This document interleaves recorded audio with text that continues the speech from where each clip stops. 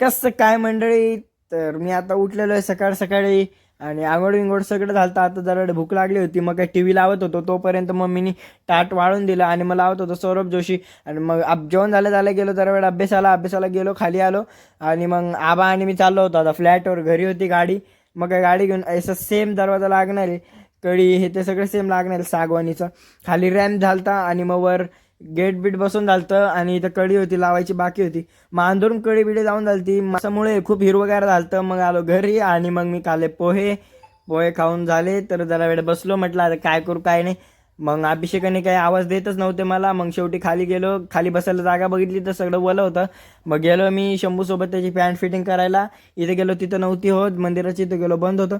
आणि ते काका लोपले होते झाडाच्या मागं, मग ते करून देणार होते. मग येता येता घरी मिनी कुपर बघितली आणि मग डायरेक्ट घरी आलो. अभिषेकला आवाज दिला, तो येत नाही असं डायरेक्ट म्हणून गेला. आणि शंभू तर आलाच नाही वापस. दीदी काहीतरी तिचं काम करत होते लॅपटॉपवर आणि मग मम्मीने परत दिले डाळ वाढून. मशरूमची भाजी होती, लगेच खाल्ली. टी व्ही बघत होतो त्याच्यासोबत आणि मग आलो खाली परत अभिषेक सोबत. अभिषेकने आवाज दिला म्हणून चालायला आणि मग आम्ही दोघं चलत होतो. तेवढ्यात आमच्यासोबत परत शंभू आणि सोम ॲड झाले. आणि मग भेटूया पुढच्या ब्लॉगमध्ये. ज्याला ब्लॉग आवडला त्यांनी लाईक करा आणि बाय बाय.